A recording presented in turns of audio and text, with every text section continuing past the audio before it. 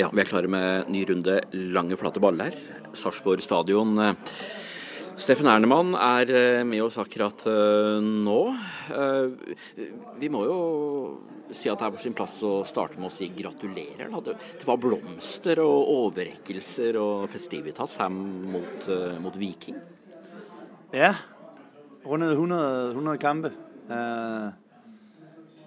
Det veldig gøy. Egentlig mest jeg glad for den gestus, jeg fikk i klubben. Den har jeg ikke set komme. Jeg ved, det en ung klub. Så det var en flot gestus, så det jeg meget taknemmelig for. Kom i 2013. La oss gå på det, for nå du på utgående kontrakt, vet jeg, i den sesongen som i ferd med å bli den beste i historien for denne klubben. Hvordan med tankene om videre tilværelse i Sarpsborg 08? Nå ikke det bare opp til deg, men det opp til flere. Det noen samtaler om det nå? Ja, men jeg har snakket med klubben, og jeg sådan har ikke truffet nogen beslutning endnu omkring, hvad der skal ske. Jeg har valgt at lige se tiden lidt an og finde ud af, hvad min mavefornemmelse siger, og så må vi ligesom se, hvad der sker. Men jeg har haft nogle positive samtaler med Sarpsborg 08, og der har været god ærlighed på bordet, og vi har fået pratet om nogle ting, og så må vi se, hvad fremtiden. Men jeg har ikke truffet nogen beslutning endnu overhovedet. Men du har haft en bra periode i Sarpsborg og trives godt? Jeg har det veldig godt i Sarpsborg. Det kan jeg ikke lægge skjul på. Har trives godt, familien trives godt. Men jeg kommer også fra Danmark. Og vi skal nu finde ud af, hvad der skal ske med vores familie. Jeg har en kone, som også har sit at sige. Og vi har også nogle børn. Så vi skal jo have lagt en plan og en strategi for de næste par år. Og det ligesom det, som optager os nu. Nu har vi ikke brugt så mye tid på at snakke om fremtiden hjemme hos os. Vi har bare valgt at sige, at vi loyale. Vi agter at udføre den kontrakt, som vi har skrevet i første omgang. Og det sådan, vi har det. Og så må vi ligesom tage fremtiden, når det kommer. Men lige nu har vi egentlig bare valgt at sige, at vi vil ikke fokusere på fremtiden lige nu. Nu vil vi gerne leve livet, nyde hver eneste dag, være glade for at gå på job begge to, og være glade i at bo i Norge. Og så må vi ligesom tage de ting, når det kommer der til. Ja. Jeg ble kanskje litt klokere, litt usikker. Du sier ikke... jeg får ikke noe avklaring nå, skjønner jeg, for å si det sånn. Det var vel noen skriverier i sommer, så vidt jeg husker. 17 kilometer herfra. Den andre byen, Fredrikstad, det var noen meldinger, og det var vel en lokalavis, Fredrikstadblad, som skrev om at du var kandidat der. Var det noe i det under overgangsvinduet? Det må du spørge klubberne om. Det har jeg ikke nogen kommentar til. Det dem, der ved, hvad der sket. Jeg har fokuseret på at spille fodbold og gøre det så godt, jeg kunne for Sarpsborg 08. Så du må spørge dem, der bestemmer de ting. Det ved jeg ikke noget om. Men kunne du tænke dig at flytte på dig i Østfold? Jamen, jeg har faktisk slet ikke haft de tanker i hovedet, hvis jeg skal være fuldstændig ærlig. Altså, det var det, jeg prøvede at sige før. Jeg kan godt forstå, at du har svært ved at blive klog på de ting, jeg siger, fordi vi lever faktisk hver dag, som det var en ny dag. Altså, vi spekulerer ikke så meget i fremtiden og bruger tanker på det og sidder og tænker til langt ud på natten, hvad skal vi nu?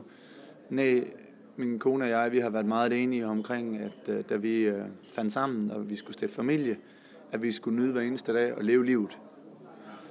Og vi skulle leve livet, som det var vores sidste dag. Og vi går og bruge tid og kræfter på at spekulere ud i fremtiden. Det gider jeg ikke bruge min energi på. Og det er fuldstændig ærligt. Jeg er fokuseret på at spille fodbold her i Sarpsborg, og det kan godt være, at jeg bliver her. Det kan også godt være, at jeg ikke gør. Det må fremtiden vise.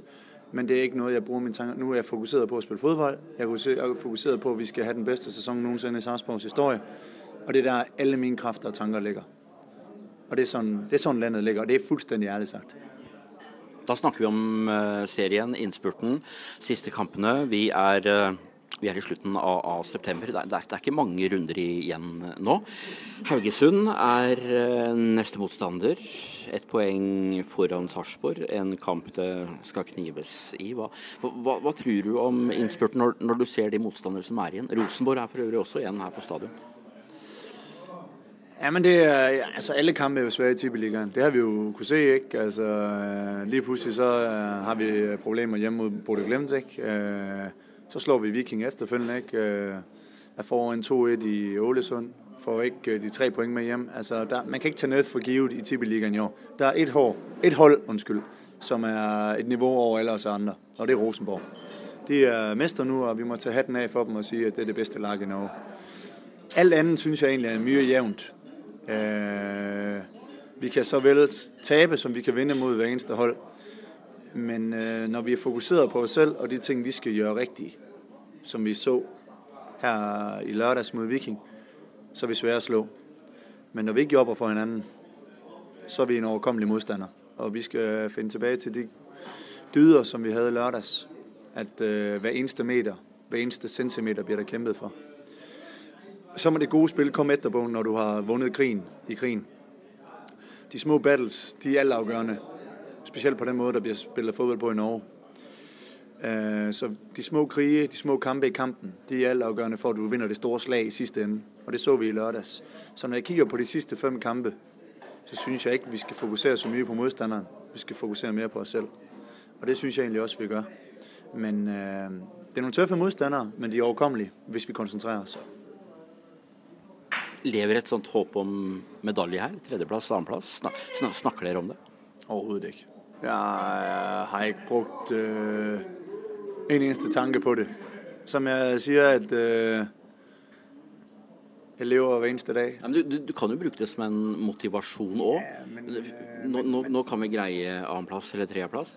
Jamen igen, det, hvis du begynder at fokusere på alle mulige andre ting, så ender det galt. Altså fokuser nu på hver eneste dag, være god til træning, være fokuseret, være den bedste udgave af dig selv.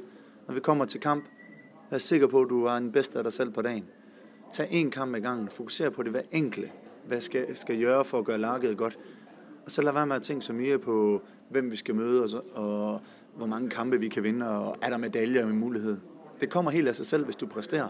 Men tag én ting ad gangen. Lad være med at spekulere og bruge tiden på alle mulige unødvendige ting. Vi skal avslutte praten. Det er som jeg sa, det er i ferd med å bli den beste sesongen i Sarpsborg 08s historie, som det ligger an akkurat nå. Din definisjon av dine sesonger i Sarpsborg 08, er den på samme måte? Eller er den annerledes?